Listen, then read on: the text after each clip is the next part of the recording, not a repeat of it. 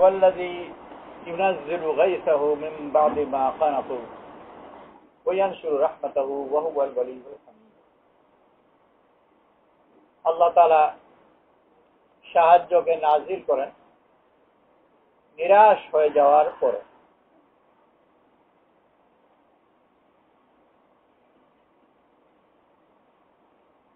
আমরা হিদায়াতের পথে আসতে চাই, চেষ্টাও করি, দোয়াও করি।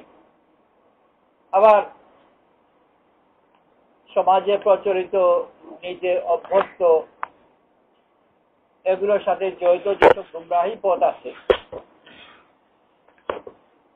সেগুলোকে ছাড়বার জন্য সম্পূর্ণ প্রস্তুত হই না। আর দোদুল্যমান অবস্থা অনেক সময় থাকে।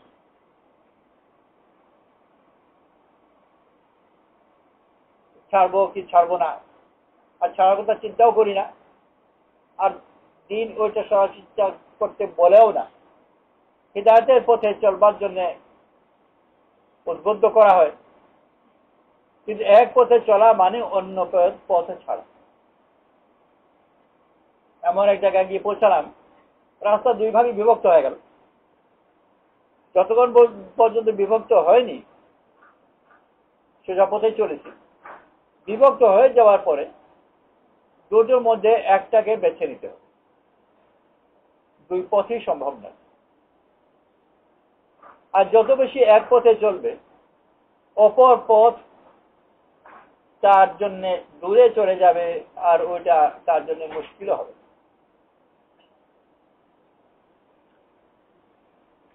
আর যদি সন্দেহের মধ্যে থাকে, এটা চলবো না ওইটা চলবো, যতক্ষণ পর্যন্ত এই সন্দেহের মধ্যে থাকে তার পথ চলা সহজ সুন্দর হবে। এই পথে চলবে, আবার ওই দিকেও তাকাবে, বুঝতে পারছে না কোন পথে চলবে। কিন্তু এক পর্যায়ে তার ইতমিনান তখনই আসবে যখন তার অন্য পথে চলার চিন্তা থেকে একেবারেই মুক্ত হয়ে যাবে। বাসিটি এর আগে পর্যন্ত অস্থিরতার মধ্যে থাকে।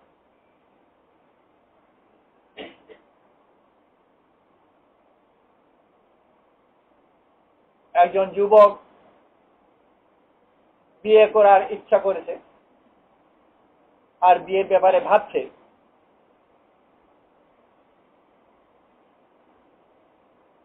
দুজন মেয়ে তার চিন্তার মধ্যে। একজন সে দেখেছে অত্যন্ত সুন্দরী, এক ঝলকে দেখে তার সুন্দর কিনা সুন্দর, প্রথম যখন দেখে অন্ধকার মধ্যে সুন্দর দেখে। আর আমাদের দেশে বিয়ের রেওয়াজ আছেও, হিন্দু সমাজ মধ্যে আছে, সন্ধ্যাবেলা বউ দেখায়, গধূলি লগ্ন। সন্ধ্যাবেলা যখন সূর্যের আলো এসে পড়ছে অন্ধকার অন্ধকারের মতো, তো ওই আলোর মধ্যেও অন্ধকার কারো পাওয়া যায় না, আর ওই সময় দেখায়। তো মানুষের দেখায় সবসময় ওরকম, নিজের একটা আন্দাজের উপর দেখে যে তার মনে ওটা দিকে খুব আকৃষ্ট হয়েছে। আবার পরিবারের সব খবর সবকিছু নিয়ে গিয়ে সবাই অন্য মেয়ের প্রস্তাব দিচ্ছে, যেটা ভালো, আর এইটা থেকে আগ্রহী নয়, ভালো নয়, আর তাদের দৃষ্টি মোটেই পছন্দ নয়। তাদের কথা সে মানতেও রাজি আছে, কিন্তু ঘুরে ফিরে ও যাকে দেখেছিল ওর কথা আমার মনে খেয়াল মধ্যে আসে। আর যদিও অপরজনের জন্য সে ফেসলা করেও ফেলেছে, তবু মনের মধ্যে একটা অস্থিরতা। এই অস্থিরতা সে নিজেকে মুক্ত করতে পারছে না। এমন সময় যার ব্যাপারে সে ভাবছিল, খবর পেলে ওর বিয়ে হয়ে গেছে। ওর বিয়ের খবর ওর সাময়িকভাবে একটু ঝাঁকানিও দেবে, আবার তার মনকে স্থির করবে, তার ওই অস্থিরতা দূর হয়ে গেল। এখন আর এটা সম্ভবই নয়, চলে গেছে। নিরাশ হয়ে গেলে পরে এক ব্যাপারে অপর ব্যাপারে পথ চলার পথ তার জন্য সহজ হয়। আর যতক্ষণ পর্যন্ত একেবারে নিরাশ হয়নি, অস্থিরতার মধ্যে থাকে। আমরা আল্লাহর মেহেরবানি দিনের পথে চলতে চাই, এজন্য চেষ্টাও করি, বেদিনী পথ থেকে সরতেও চাই, অথচ ওইটার ব্যাপারে মনের মধ্যে অজানা ধরনের একটা আকর্ষণ রয়েছে, আর একেবারে ওখান থেকে ছুটতেও চাই। আমরা আল্লাহর নুসরতে সাহায্য করি, দোয়া করি যে দুটার জন্য একটা, যে সব দেখেছি যেগুলোর সাথে অভ্যস্ত, দিন থেকে দূরে, এগুলোর জন্য পাই। আবার দিনের কথাবার্তা যেমন ফজাইলে সাদাকাত পড়ি বা শুনি, ওয়াজে শুনি, দিনের কথা যেগুলো সেগুলোর জন্য পাই। আর দুর্লভমান একটা অবস্থার মধ্যে, আর দুটোর একটা অসম্ভব সংমিশ্রণের চিন্তা করি।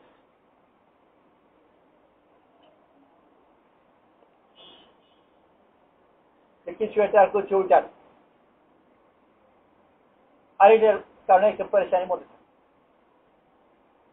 আল্লাহ তারা যদি কারো মেহনতকে কবুল করে, তাহলে আল্লাহ তারা তার দিলের মধ্যে ইতমিনান দান করে। আর ইতমিনান দান করার এটা একটা সুরত যে অপর জিনিস থেকে তাকে নিরাশ করে তারপর আল্লাহ সাহায্য নাজিল, ওয়াল্লাযী ইউনাজ্জিলুল গায়সা মিন বা'দি মা কানাত, সাহায্য নাজিল করেন নিরাশ হয়ে যাওয়ার পরে।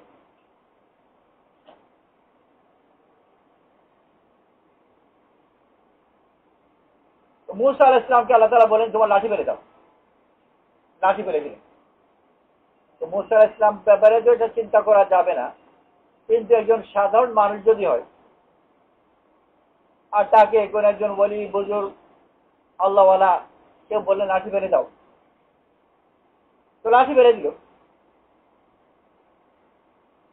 ফিরে এসে সে চিন্তা করবে যে কালকে ফেলেছে বলেছে, ফেলেছি, কথা তো মানা হয়ে গেছে, আজকে ওখানে গিয়ে দেখি লাঠিটা যদি পাই তো আবার উঠাবো।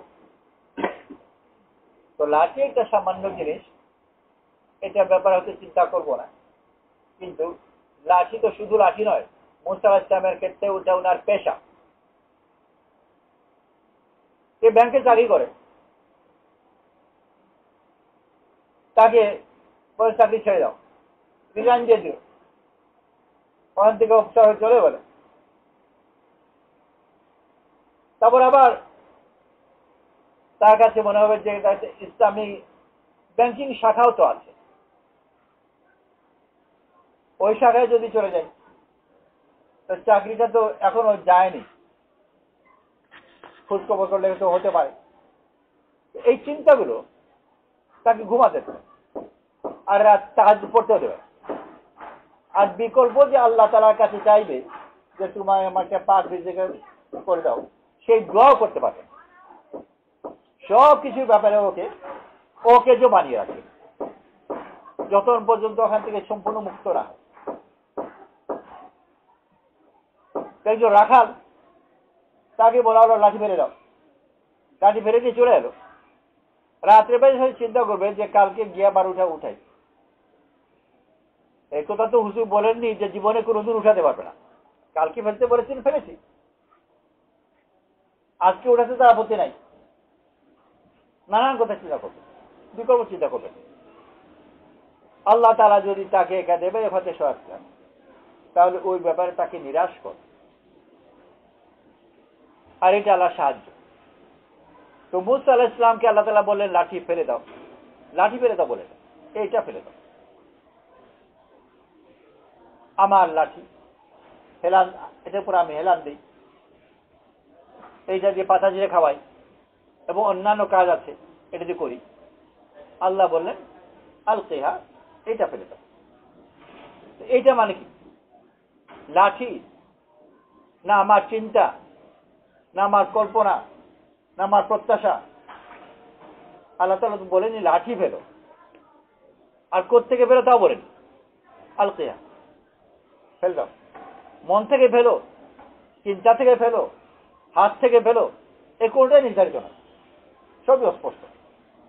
মুসা আলাইহিস সালাম উনি নিজে এইটাকে একটা বিশেষ অর্থে নিলেন, লাঠি হাত থেকে ফেলি,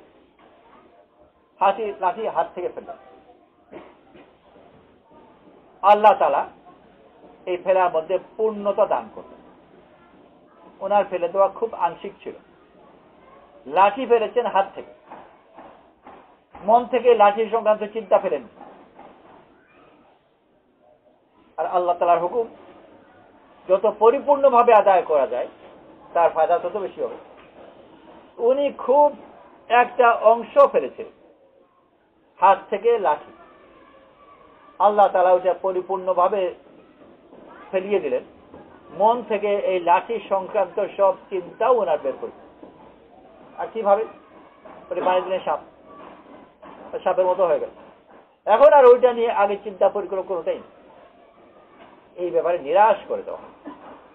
যতক্ষণ পর্যন্ত এই ব্যাপারে নিরাশ না হবে অন্যদিকে তার মন সম্পূর্ণ যাবে। বা ওই বিয়ের চিন্তায় যদি করি, বাস্তব জগতে আমাদের সহজ অভ্যস্ত বুঝে কোন একটা মেয়েকে সে পছন্দ করে, সে পরিবারের লোক রাজি না, মা বাবার সবাই বলে যে এই মেয়ে ভালো, তাদের কথা সে মানলো। মানার পরেও মনে মনে একটা অস্থিরতা আছে যে মা বাবার মতের পরিবর্তনও তো হতে পারে, ওদের অমান্যও করছে না, কিন্তু আবার কল্পনা থেকে তাকে ছাড়ছেও না, তো মা বাবার মতের পরিবর্তনও তো হতে পারে। আর এই পরিবর্তন হতে পারে এই চিন্তার কারণে অন্যান্য বিকল্প যেসব প্রস্তাব আসে সে কোনো প্রস্তাব তার পছন্দ হয় না। সে নিজে খুব ভালো করে সচেতন নয় যে কেন পছন্দ হয় না। সে মনে করে পছন্দ এই দোষ ওই দোষ, আসলে মনের মধ্যে একটা গেঁথে থাকার কারণে ওকে বাকি সবাইকে দোষী মনে হয়। আর ও অবচেতন ভাবে হোক আর জানতে হোক আর যে কোনো ভাবে হোক ভাবছে যে ওইটা তো এখনো সম্ভাবনা আছে। ওখান থেকে যদি তার মনকে আল্লাহ ছুটাতে চান তাহলে তার একটা সুরত হলো যে অন্য জায়গায় বিয়ে হবে। আরো চূড়ান্ত হচ্ছে বিচারি মরেই গেল, ওটার জায়গায় একটু বেশি কঠিন ব্যাপার, তো ওকে মারা ফেলার দোকান নেই, অন্য জায়গায় বিয়ে হলো। মা বাপ যদি বলে কথা বুঝে আর সুযোগ থাকে তাহলে মাই তাড়াতাড়ি অন্যটা বিকল্প বিয়ের বন্দোবস্ত করে দেবে।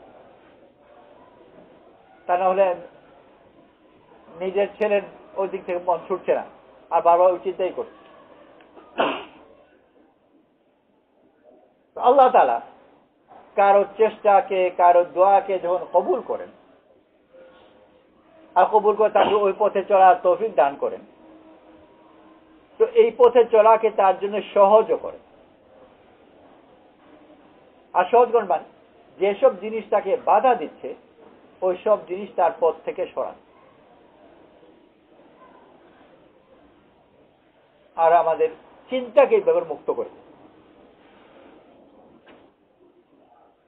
তা না হলে তার নিজস্ব যেসব চিন্তা ছিল সেই চিন্তাগুলো তার পথের সামনে বারবার এসে দাঁড়ায় আর দিনের পথে অগ্রসর হতে দেয় না। অন্যান্য চিন্তাগুলো তার মাথার মধ্যে ঘোরপাক খায়।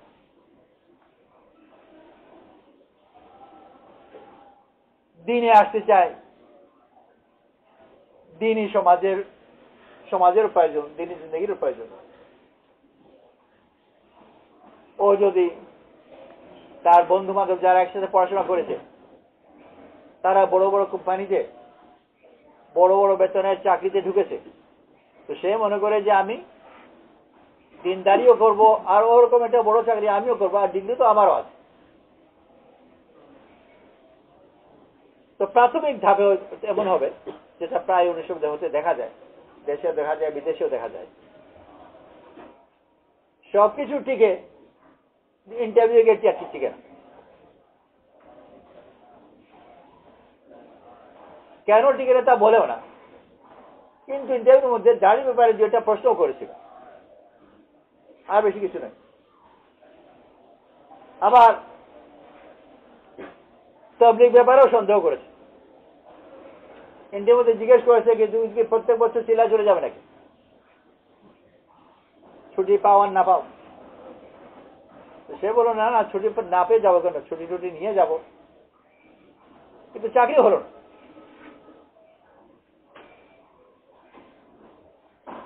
আর যতদিন পর্যন্ত এই চাকরি ইন্টারভিউ ইত্যাদি চিন্তার মধ্যে সে থাকবে, দিনের দিকে সে তার মনকে পরিপূর্ণভাবে লাগাতে পারবে।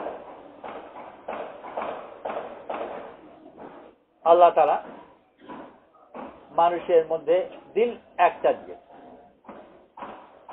মা জাআলাল্লাহু লিরাজুলিন মিন কলবাইনি ফি জাওফি, কোন ব্যক্তিকে তার দেহের মধ্যে দুটো কলব দেন। মানুষের সত্যিকার তলব চাওয়া একাধিক হতে পারে, একটাই হতে পারে। তো সত্যিকার তালিব যদি হয় তাহলে বাকি সব ব্যাপারে সে বেপরোয়া হবে, এত বেশি যে তাকে বলা হবে মজনুন, পাগল। ওই মজনুনের যে গল্প আছে, আর এই গল্পকে তাসাউফে খুব বেশি ব্যবহার করে দিন বোঝাবার জন্য। কারণ একটা চাওয়া তার কাছে এত প্রবল যে বাকি সব চাওয়া তার দিল থেকে বের হয়ে গেছে, আর সব চাওয়া যখন দিল থেকে তার বের হয়ে যায় তো বাকি সব বুদ্ধি শুদ্ধিও দিল থেকে বের হয়ে যায়। এক ধ্যানের মধ্যে যখন কেউ থাকবে বাকি সব কিছু থেকে সে বের হবে। গল্প যে মানুষের ধ্যান, আর আল্লাহ তাআলা এইটাই চান যে দিনের ব্যাপারে আল্লাহ তাআলা যাকে যে মাত্রা কবুল করেন অন্যান্য চিন্তা থেকে যে সে যেন নিজেকে মুক্ত করে। আর আমরা সাধারণত মানুষের স্বাভাবিক দুর্বলতা যে অন্য সবগুলো রাখতে চাই, আর এটাও, আর এক পর্যায়ে একটা স্তর পর্যন্ত এটা সম্ভব, নির্ভর করে কোন স্তর। তো একটা স্তর পর্যন্ত একেবারে হারামের সাথে দিনদারি করা তো সম্ভব নয়, কিন্তু মাকরু, সুন্নত থেকে দূরে ইত্যাদি ইত্যাদি এগুলোর সাথে দিনদারি করার কিছুটা একটা স্তর পর্যন্ত সম্ভব। আল্লাহ যাকে আরো বেশি পূর্ণ দিনদারির জন্য, আরো উঁচু মাত্রা দিনদারির জন্য কবুল করেছেন, তাকে এই মাকরু যেসব জিনিস আছে এগুলো থেকে মুক্ত করছেন, তার জন্য মুস্তাহাবাতের পথকেও সহজ করবেন। আর ওইটা যদি হয় তাহলে তার জীবনকে সম্পূর্ণভাবে দিনের ময়দানে নিয়ে আসতে মানে জিনিসকে ছুড়াতে হবে। ধাপে ধাপে যায়, কিছু করে, এক পর্যায়ে গিয়ে সে আর করে না, বাকি সে করতে পারবে না, ওইটুকু আল্লাহ তাআলা তাকে পার করবে।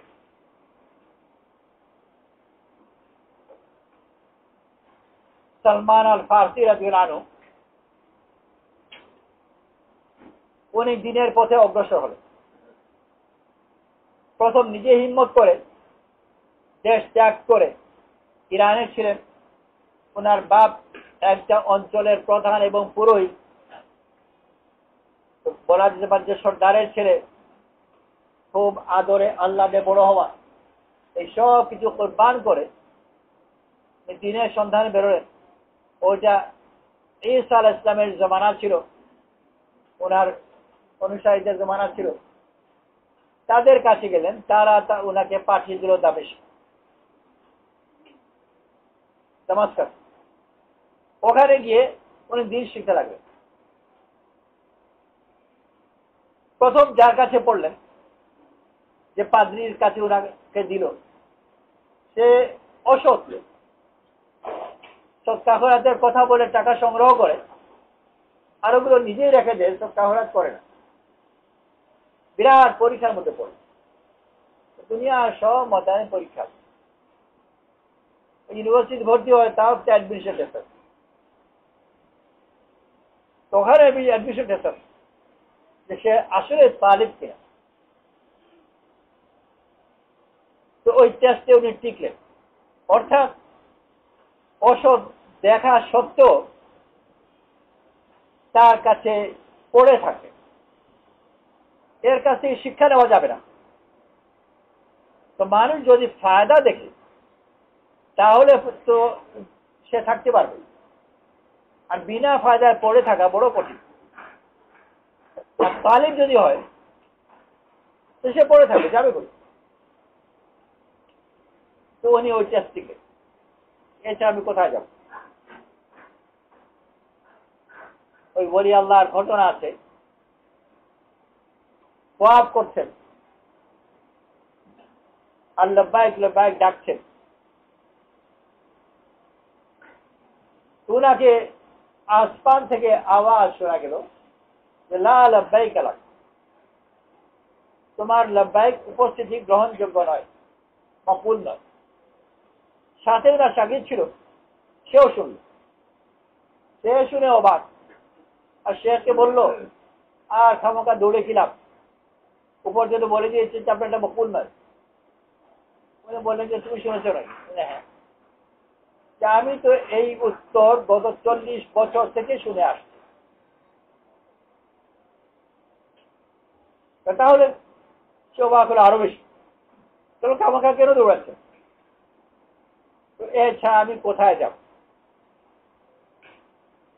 আরো কোনো জায়গা আছে নাকি? আচ্ছা আমি যাবো কোথায়? যখন এটা মানলেন তো আল্লাহ তাআলা ওনার সব কবুল করলেন।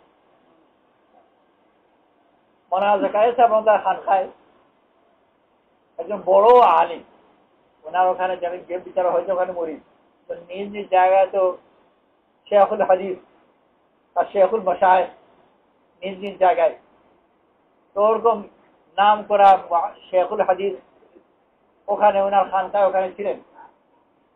আর ওনার খানকায় যে সেদিন আলোচনা হচ্ছিল যে একটা কড়া ওষুধ ছিল যে ফালতু কথা বলতে।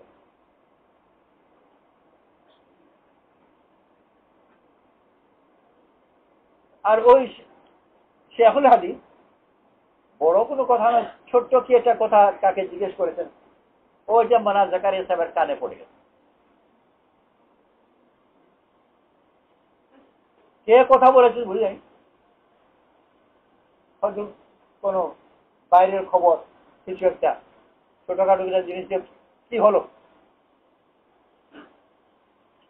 মৌলানা জাকারিয়া সাহেব মনে কানে পড়ে গেছে। উনি জিজ্ঞেস এই কথা কে বললো? বিচারা যার জান সেই জানে কিরকম কেঁপেছে। আর উনি ছাড়ছেন না, শেষ পর্যন্ত প্রকাশ করতে হলো, চুপ থেকে যে পোষাবে তা নয়, বলতেই হবে। আর এ তো রেগে গেছে, আর রেগে একেবারে ওখানে রেগে গিয়ে ওনাকে খানকাতেই লেগে। যারা উপরের জোরদার থাকে তাদের ছোট দোষকে বেশি ধরা হয়। এত বড় একজন পুরনো মুরিদ, বহুত আগে, আর শেখুল হাদিস, উনি যদি এরকম লাইনে একটা প্রশ্ন করে বসেন তাহলে ছোটখাটো বিচারা রেগেছেন বেশি, আর এতই রেগেছেন এখানে খানকাতে বের করে দিয়েছে। তাও উনি ভাবলেন, প্রথম যেরকম ভেবেছিলেন একবার দুবার জিজ্ঞেস করে চলে যাবেন, না বলেও না প্রকাশ করেও চলবে, কে বলেছে কে বলেছে, কেউ বললো না চুপচাপ চলে গেলেন, কিন্তু সেরকম বলতেই হলো। এবার ভাবছেন যে রেগে বলছেন বের হয়ে যাও, তো বের হয়ে যাও একবার দুবার বলে তারপর চলে যাবেন, কিন্তু তা নয়, বের করেই ছাড়। আর একেবারে খানকাতে বের করছে, কাঠি চাটি বিচার টিচার সব সময় শুধু বেরো যায় না, দিয়ে যাবো এখানে বের করতে গাঠি টাটি সহ একেবারে খানকা থেকে বের করেই ছাড়। উনি খানকাতে তো বের হয়ে যেত, বাইরে গেলেন, গিয়ে পড়ে থেকে ওখানে রাস্তার মধ্যে বসে আছে না কাজ, একদিন দুদিন বা কিছুর সময় তো জানি না গেল, তারপর ডেকে এনে খারাপ হচ্ছে।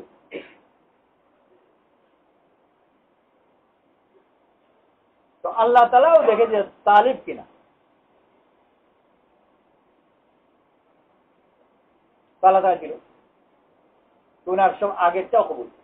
সালমান আর ফারসিরা জানো প্রথমে এই কঠিন পরীক্ষার মধ্যে পড়ে যে যে উনার পীর, উনি নিজেই দেখতে পাচ্ছেন যে সে একটা ঠক। এই পীরের কাছ থেকে কোনো সবক যদি নেন তো নিজে বাটপার হবেন, আর না যদি নেন তো যাবেন কোথায়? ওখানে পড়ে থাকে, একদিন দুদিন না, বছরের পর বছর, অনেক দিন, যতক্ষণ পর্যন্ত ও না মরল। ওর মরার পরে তার জায়গায় আরেক পাদ্রীকে বসানো হলো, সে ছিল ভালো মানুষ হকের উপর, আর ওই জমানা ওইটা ধর্ম হয়। তার সাথে থাকে উনি অনেকদিন পর্যন্ত তার তালিম নিলেন। মারা যাওয়ার সময় জিজ্ঞেস করলেন যে তোমার পরে আমি কোথায় যাব? উনি বললেন যে তুমি যাকে চাও সেই লোক এই শহরে নেই, তোমাকে যেতে হবে নাসিবি, আরেক শহর। নাসিবি তার কাছে পাঠালেন। এর ইন্তেকালের পরে সেই লোকের কাছে উনি গেলেন, গিয়ে তার কাছে অনেক বছর থাকে। হকিকতের তালিম ওই সাহাবত, সাহাবার যেরকম রাসূল সাল্লাল্লাহু আলাইহি ওয়াসাল্লাম সাহাবত দেখেছেন, এটাই এলিম। কোরআন শরীফ যেটা উল্লেখ আছে, মুসা আলাইহিস সালাম বললেন যে আপনার সাথে আমি থাকার অনুমতি আছে নাকি, এটাই সর্বকালে ওইটাই ছিল। কিতাব থেকে এলিম নেওয়ার রেওয়াজ এটা অত্যন্ত আধুনিক জিনিস, মডার্ন ব্যাপার। আগে একটা শব্দ শুনতাম, আজকাল বেশি শুনি না। মডার্ন না, তার আরেকটা শব্দ ছিল, আজকাল প্রায় বিলুপ্ত হয়ে গেছে, বলছে আল্ট্রা মডার্ন। আল্ট্রা বলে বিয়ন্ড বলে ইংরেজিটা, এরপরে যেমন আল্ট্রা ভায়োলেট, ভায়োলেট পর্যন্ত তো দেখা যায়, কিন্তু আল্ট্রা ভায়োলেট এরপরে ওটা চোখ দিয়ে, আরে মানুষের চোখ দেখে না, পোকা টোকা দেখে পারো অসম। সে যে অনেক সময় দেখা যায় যে পোকাগুলো গুলোতে বের করে, ওগুলো কোন কোন পোকাগুলো দেখতে পায়। তো সহি এলেন তো সাহাবত, তার নসিবান গেলেন, তার সাথে অনেক বছর থাকে। তারও মরার সময় হলো, তাকে একই প্রশ্ন করলেন, এরপরে আমি কোথায় যাব? উনি বললেন যে তোমাকে যেতে হবে মৌসুল, ইরাকের একটা বড় বন্দর, এখন ওখানে গেলেন। তালিম যে ওর চেষ্টা মৌত পর্যন্ত তালিমই থাকে, তৃপ্ত কখনো হবে। যে কোনো ময়দানের তালিম কোন অবস্থায় তৃপ্ত হয়, দুনিয়াদাররা দুনিয়া পেয়ে তৃপ্ত হয়, কোনদিন হবে। ক্ষমতা যে চায় সে আরো ক্ষমতা চায়, সম্পদ চায় আরো সম্পদ চায়, খ্যাতি চায় আরো খ্যাতি চায়, পরিচিতি পায় আরো পরিচিতি চায়, আর অতৃপ্তি বাড়তেই থাকে। বড় দিনের ময়দানেও তাই, আল্লাহওয়ালা হতে চায়, কোন অবস্থায় গিয়ে সে তৃপ্ত হবে না, এখন যথেষ্ট আল্লাহওয়ালা হয়েছে, এমন ঘুমায়। তবলিগওয়ালা তৃপ্ত হয়, চিল্লা হয়ে গেছে, তিন চিল্লা হয়ে গেছে, মাসিক হিসাব হয়ে গেছে, বাস যথেষ্ট। কিন্তু আল্লাহওয়ালারা তালিম যে অতীত হবে, মৌসুল গেলেন, অনেক বছর থাকলেন। তারপর আবার ওই একই প্রশ্ন, তা মারা যাওয়ার সময় কোথায় যাব? উনি বললেন আমুরিয়ায় যাও। কোন বিশ্বের দিকে, ব্যক্তির দিকে, আমুরিয়া গেছে, সেই শেখের কাছে গেলেন।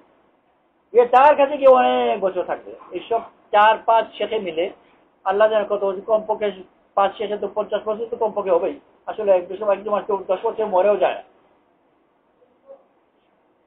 খুব ইজিলি 100 বছর হবে।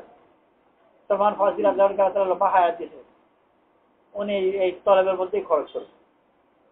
শেষ আমুরিয়ার যে শেখ, ওনার কাছে যখন একই প্রশ্ন করলেন যে আপনার মারা যাওয়ার সময়ের কারণে কোথায় যাব, উনি বললেন আখিরি জামানার নবী আসার সময় এসে গেছে, তার সন্ধানে বেরোলেন। তার সন্ধানে উনি বেরোলেন।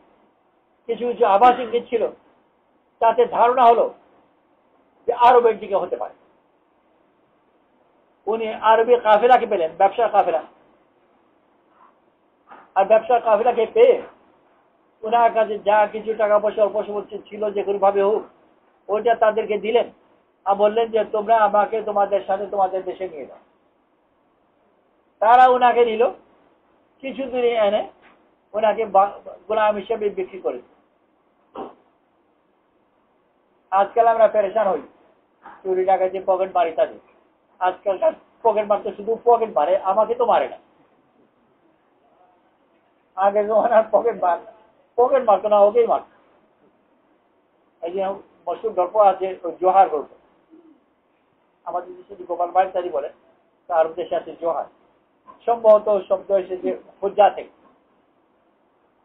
বলে মানে নানান গল্প লোকে পাঠিয়ে তার সেই নামে চালিয়েছে। জোহার শব্দ হতো হোজা, হোজা হাজি থেকে, হাজি থেকে হোজা, হোজা থেকে জোহা, ওলট পাল্ট হয়ে যাচ্ছিল। আমাদের সে কেউ বলে রিক্সা, কেউ বলে রিক্সা, তো ওরকম হোজাকে জোহা বানিয়ে ফেলেছে। জামা রোদে দিয়েছিলেন শুকাবার জন্য, বাতাস নিয়ে গেছে। কেউ এসে দৌড়েছে বলে যে জোহা তোমার জামা তো বাতাস নিয়ে গেছে।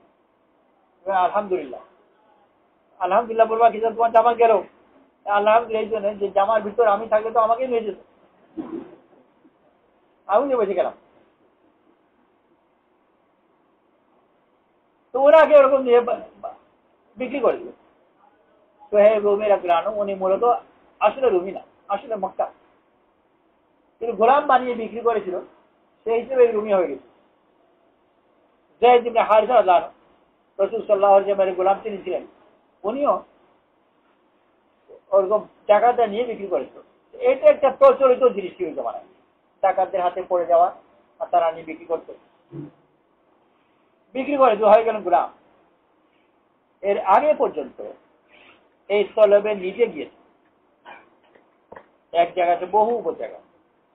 আর এই সফরে ওনার আগের মানসিকতা, আগের চিন্তা সব কিছু থেকে ওনাকে পবিত্র করা হয়।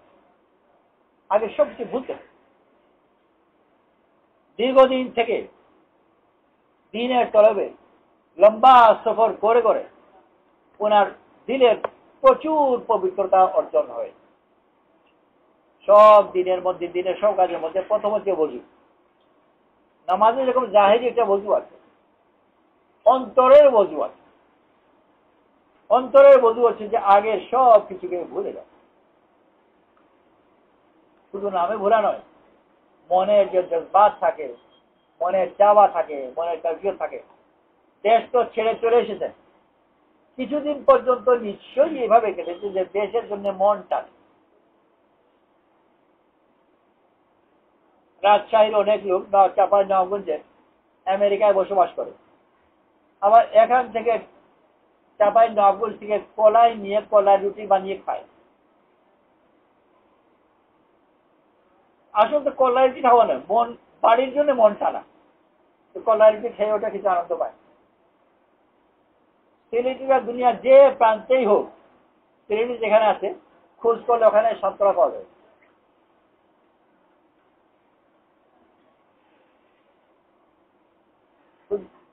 মনে একটা টান থাকে, বহু পরে আস্তে আস্তে করে ওটা থাকে না, ধীরে ধীরে ভুলে যায়, ছুটে যায়। বহুদিন পর্যন্ত ওনারকে দূর করা হলো, আর দিলের পবিত্র করা হচ্ছে পাত্রকে, আল্লাহ তাআলা দেবেন, কিন্তু কিছু না কিছু তবু রয়ে যায়। আর বড় আতার নাম করা আতর, যে আতরওয়ালা, সে তার শিশির ব্যাপারে নিশ্চিত না হয়ে ওই শিশিতে আতর ঢালবে। আমি শিশি নিয়ে গেলাম আত্মারের কাছে, আমাকে আতর দাও, দাম দিতে রাজি আছি, তুমি এটা ঢেলে দাও। তো দাম দিতেই রাজি আছে, ঢেলে দাও।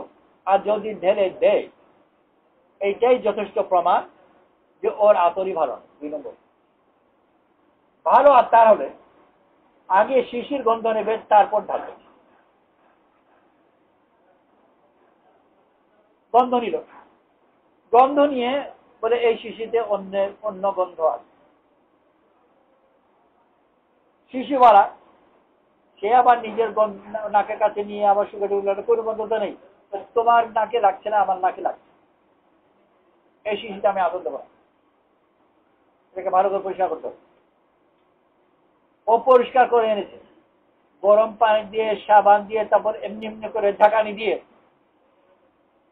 সবকিছু পরিষ্কার করে এনেছে, কিন্তু গন্ধ রয়ে গেছে। ওই গন্ধ যদি ছুটাতে হয়, তাহলে আরো গিয়ে যদি আজকে আবার 10 মাস ঢাকানি দিয়ে তাতে হবে। আজকে একবার ধুতে হবে, এক মাস পরে আবার ধুতে হবে, আরেক মাস পরে আবার ধুতে হবে, বা বছরের হিসাবেও হতে পারে। বছরে একবার করে ধুতে হবে, তারপরে গিয়ে গন্ধ ছুটবে। কিছু গন্ধ আছে এমন ধরনের সময় নাকে লাগবেও না, কিন্তু খাঁটি আত্মারে নাকে আবার লাগবে। যে এই শিশিতে মনে হয় 10-15 বছর আগে একটা ওষুধ ঢালা হয়েছিল, ওই গন্ধ রয়েছে। তো শিশিতে যদি গন্ধ ছুটে কয়েক বছর লেগে যায়, মানুষের মনের ভিতর যেগুলো আছে ওগুলো ছুটতে তো বহু কাল লেগে। এত সব হলো, এরপরেও কিছু বাকি রয়েছে। ওনার সব ছেড়েছেন, কিন্তু নিজের চিন্তা কিছু রয়ে গেছে। এখন উনি নিজে চিন্তা করেন যে কেমন করে আখির নবীর খোঁজ করবেন। আমি একটা বাকি আছে, আর ওই আমি থেকে যদি মুক্ত না হন, তাহলে আল্লাহ তাআলা এই পাত্রের ভিতর নিজ পরিচয় দেবেন। আর আমির পরিচয় কি? যে আমি চিন্তা করি, আমি ভাবি। সেটা কথা আছে যে মানুষের অস্তিত্ব কি? আমি ভাবি, অতএব আমি। আমি যে ভাবছি এইটাই আমার অস্তিত্বের প্রমাণ। আর আল্লাহ তার নিজের পরিচয় তাকে দেবেন যে নিজের অস্তিত্বকে অস্বীকার করে। নেস্ট, ওই শব্দ আমাদের দেশে ব্যবহার করে কিছু, আজকাল কম করে, সিলেটে বেশি করতো। নেস্ট ও নাবুদ, ফার্সি শব্দ। নেস্ট নাবুদ একেবারে নাই, নিশ্চিন্ত। উনি যখন ভাবেন, সলমান ফার্সি রাদিয়াল্লাহু আনহু, এখন উনি ভাবেন, ওনাকে বলা হচ্ছে আখির নবীর সন্ধানে যেতে। উনি নিজে চিন্তা করছেন, পরিকল্পনা করছেন, মক্কাতে যাবেন, ওখানে গিয়ে খোঁজ করবেন, ভাবছেন। আমি তো একটা আছি, যেহেতু আমি ভাবছি। আর নিজেকে শেষ না করলে আল্লাহ তার নিজ পরিচয় দেবেন। উত্তম হলো আল্লাহ হাতে ছিল, ওয়ালা তাকিলনা ইলা আনফুসিনা তারফাতা আইন। রাসূল সাল্লাল্লাহু আলাইহি ওয়াসাল্লাম দোয়ার মতে, আয় আল্লাহ, তুমি আমাকে বা আমাদেরকে চোখের পলক পর্যন্ত আমাদের হাতে ছেড়ে দিও। তো যে নিজে ভাবে সে তো নিজেকে চালাতে চায়। তো সলমান ফার্সি রাদিয়াল্লাহু আনহু, উনি নিজে ভাবছেন। আর এইটা থেকে মানুষ নিজেকে মুক্ত করতে নিজে পারে। মানুষের একটা সীমানা আছে, আমি ভাববো না। তো ভাববো না, এইটাও আরেক ভাবনা, ছুটতেই পারে না। আমি আল্লাহর উপর ভরসা করলাম যে আল্লাহ তাআলা আমাকে রাসূল সাল্লাল্লাহু আলাইহি ওয়াসাল্লামের কাছে পৌঁছে দেবেন।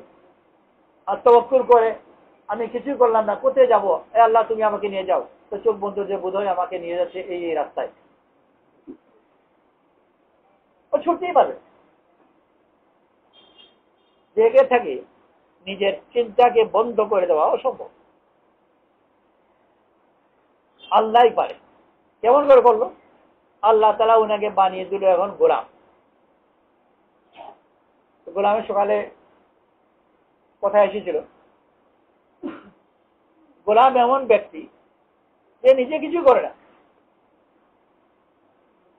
আরেক ধাপ আগে যদি যায়, তোমার নাম কি? আপনি যে নামে ডাকেন, নামও বলতে যায়। সালিম রাদিয়াল্লাহু আনহু গোলাম ছিলেন, অনেক হাত বদল হয়েছেন, নাম করা কারিদের মধ্যে পরবর্তীকালে। আর উনি কথাই বলতে শিখেছেন অনেক বছর বয়সে, জানি না কত বছর, 12-14 বছর হবে, এরা কথা বলতে পারতেন না। এত হাত বদল হয়েছে, কোনো ভাষা শিখতে পারেন। সব কবির নিজস্ব ভাষা আছে। কয়েকদিন এক ভাষা, কয়েকদিন এক ভাষা, কয়েকদিন এই ভাষা, কোনো ভাষা শিখতে পারবে। তারপরে যখন একটু স্থির হয়েছে, তারপরে ভাষা শিখেছেন। পরবর্তী আল্লাহ তাআলা ওনাকে বড় কারিও বানিয়ে, তো কোনো চিন্তা করতে পারে না। আল্লাহ তাআলা ওনাকে গোলাম বানিয়ে দিল। এখন তার নিজের কোনো চিন্তা পরিকল্পনা কিচ্ছু নেই, একেবারে যাকে বলে খালি। পুরোপুরি খালি। আল্লাহ তাআলা এনে রাসূল সাল্লাল্লাহু আলাইহি ওয়াসাল্লামের কাছে ওনাকে ফেললেন, আর রাসূল সাল্লাল্লাহু পেলেন, আর উনারই হলেন। নিজের আগের সব পরিচয় এত বেশি ছেড়েছেন যে এখন ওনার ওনাকে যে পরিচয় দেওয়া হয় সেটা।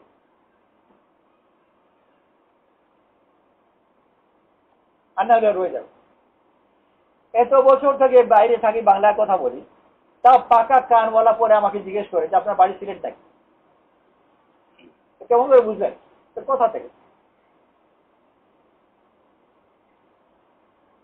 তো আমাকে বলেছে যেমন ইংরেজিও নাকি সিলেটি। আর কেউ বাকি আন্দাজ করে বলে যে তোমার ফ্রেঞ্চও নিশ্চয়ই সিলেট। ওটা দাগ রয়ে যায়।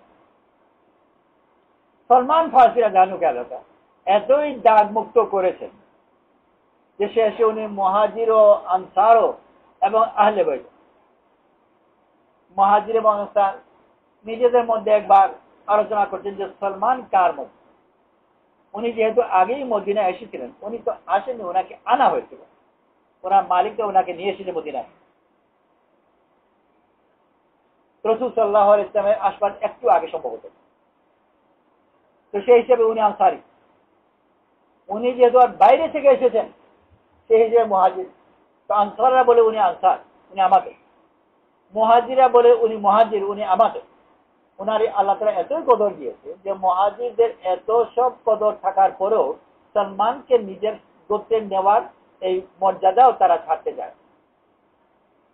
আবার আনসারদের এত মারাকিব থাকার পরেও সলমান রাদিয়াল্লাহু নিজেদের মধ্যে একজন বানাবার যে মর্যাদা আছে, এটাও আনসাররা ছাড়তে চায়। আনসাররা দাবি করে উনি আনসারি, মুহাজির দাবি করেন উনি মুহাজির। রাসূল সাল্লাল্লাহু আলাইহি ওয়াসাল্লাম সঙ্গে উপস্থিত হলেন, আর রাসূল সাহেব ফয়সালা করে দিলেন যে আনসার না, মুহাজির না, ও আমার আহলে বাইত। আল্লাহ তাআলা ওনাকে ওই জায়গায় নিতেছেন যে তার আগে সব কিছু নিজে থেকে বছর পর বছর ছেড়েইছেন। শেষ যেটুকু বাকি ছিল আল্লাহ তাআলা গোলাম বানিয়ে ওনাকে ছুটিয়ে দিল। তো বান্দা কিছু করতে পারে, আর কিছু আল্লাহ তাআলা বাকি যেগুলো করতে পারে না ওটা করে। মুসা আলাইহিস সালামকে আল্লাহ তাআলা সমুদ্রের কিনারা পর্যন্ত নিয়ে গেলেন, ওটা হেঁটে হেঁটে গেলেন, কিন্তু বাকি হেঁটে হেঁটে পানির উপর দিয়ে না আল্লাহ তাআলা ওনার জন্য পথ করে। রাসূল সাল্লাল্লাহু আলাইহি ওয়াসাল্লাম কিন্তু যতদিন নিয়ে যাওয়ার আলা নিলেন, মেরাজে বলেননি যে খুব জোরে লাফ দাও আসমানে উঠে যাওয়ার জন্য। অসম্ভব জিনিস। আল্লাহ অসম্ভবের আদেশ দেন, কঠিনের আদেশ দিয়ে থাকতে পারেন কখনো কখনো দেন, অসম্ভবের নয়। শরীয়তে কোনো অসম্ভব হুকুম নেই, ওইটা আল্লাহ নিয়ে গেলেন। কেমন করে রসুল নিজে ভালো করে জানেন না, আল্লাহ তাআলা ওনাকে নিয়ে গেলেন মেরাজে। ওটা মানুষের জন্য করা অসম্ভব। দিলকে পরিপূর্ণভাবে মুক্ত করা মানুষ নিজে পারে না। যতটুকু পারে ওটুকু নিজে করে, বাকি যেটুকু শেষ করতে পারে না আল্লাহ তাআলা ওটা করে দেন। আমাদের সমস্যা হচ্ছে যেটা আল্লাহ তাআলার বড় নুসরত, আমরা ওইটাকে ভয় পেয়ে যাই আর মনে করি বিপদ। যে দোয়া এতদিন থেকে করছিলাম, আল্লাহ তুমি আমাকে তোমার জন্য কবুল করো। আল্লাহ যখন কবুল করতে আরম্ভ করে আর হাব ভাব জাহির হতে আরম্ভ করে, চাকরি গেল, বউও খেপে গেল, শ্বশুর বাড়ি থেকে বের করে দিল, এগুলো তো আমি চাইনি। আমি চেয়েছি শুধু তুমি আমাকে কবুল করবে। আমি যেরকম আরামে বাপের বাড়ি ছিলাম তাও থাকবো, শ্বশুর বাড়ি যেতাম তাও যাব, চাকরি ছিল চাকরিও থাকবে, কিছু প্রমোশনও হবে, আর মাঝখান থেকে তোমার হয়ে যাও। তো আল্লাহ তাআলা ওরকম ওই সব ঝামেলার সাথে নেই, আগে ধুয়ে মুছে পরিষ্কার করে। কিছু তাকে যে করা, কিছু কিছু সে করেওছে, অনেক কিছু সে ছেড়েছে। যেটা সে ছাড়তে পারেনি ওইটা আল্লাহ তাআলা ছুটা। এটা আল্লাহ তাআলার বড় নুসরত। বড় দুর্ভাগ্য আমরা অনেক সময় এই নুসরতকে নুসরত হিসাবে, সাহায্য হিসাবে না চিনে মনে করি মুসিবত, অথচ আল্লাহ তাআলা বড় নিয়ামত দান। লাঠি যখন সাপের মতো আচরণ করলো, মুসা আলাইহিস সালাম ভয় পেলেন। তো ভয় পেয়ে মানুষ হিসাবে একটা মুসিবত জাতীয় ধারণা করে, কিন্তু আল্লাহ তাআলা যখন ওনাকে বলে এটা ধরো, তখন ওনার ভিতর থেকে এই মুসিবত জাতীয় ধারণা দূর হয়। আর শুধু ধরো বললেন না, আল্লাহ তাআলা যে শব্দ ব্যবহার করেছেন খুদ, খুদ, এটার খুদ শব্দকে ধরার অর্থ ব্যবহার করা যায়, এটাকে গ্রহণ করেও বলা যেতে পারে। সাপুরে যেরকম সাপকে ধরে, খুব সাপ যখন আছে হাতে দ্রুতভাবে শক্ত করে ধরে, ওইটাকে খুঁজ বলে। আকবিল, শক্ত করে ধর, আকবিল। আল্লাহ তাআলা মুসা আলাইহিস সালামকে ওরকম সাপুরে যেরকম ধরে ওরকম ধরতে বলেন, শক্ত করে খুঁজ, গ্রহণ কর। বাচ্চাকে যেরকম মানে খুব আদরের সাথে, নাচটাকে যাও বলা যায়, তাকে ছেলে হিসাবে গ্রহণ করবো মুসা আলাইহিস সালামকে। আল্লাহ তাআলা ওই সময় ব্যবহার করবেন। তো মুসা আলাইহিস সালাম খুব সহজভাবে গ্রহণ করলেন। এটাকে আর এর প্রতি কোন শত্রু ভাব, বিপদ ভাব, মুসিবত ভাব, ভয় কোনটাই থাকলো। আল্লাহ তাআলা আমাদের দিন দিয়েছেন, অগ্রসর হব। আল্লাহর তরফ থেকে যখন সাহায্য আসে, সাহায্যকে সাহায্য হিসেবে গ্রহণ করি, মুসিবত হিসেবে না। বড় জরুরি কথা। প্রায় দেখা যায় আল্লাহ তাআলা হয়তো আমাদেরকে নিয়ামত দান করেছেন, আর আমরা ভয়ে পালাবার চেষ্টা করছি, অথচ নিয়ামতকে কদর করা উচিত ছিল। আল্লাহ তাআলা যে আমাদের নিয়ামতকে বোঝার কতটা তৌফিক নসিব করে, ভয় যেন না পেয়ে যায়, বরং নিয়ামতকে নিয়ামত হিসেবে গ্রহণ করে। আল্লাহ তাআলা এই অবস্থা দান করেছেন বড় পরবর্তী বড় নিয়ামত দেওয়ার জন্য। আল্লাহ আমাদের সবাইকে কবুল করুন। সুবহানাল্লাহি ওয়া বিহামদিহি, সুবহানাকাল্লাহুম্মা ওয়া বিহামদিকা, আশহাদু আল্লা ইলাহা ইল্লা আনতা, নাস্তাগফিরুকা ওয়া নাতুবু ইলাইক। সুবহানা রাব্বিকা রাব্বিল ইজ্জাতি আম্মা ইয়াসিফুন, ওয়া সালামুন আলাল মুরসালিন, ওয়ালহামদুলিল্লাহি রাব্বিল আলামিন।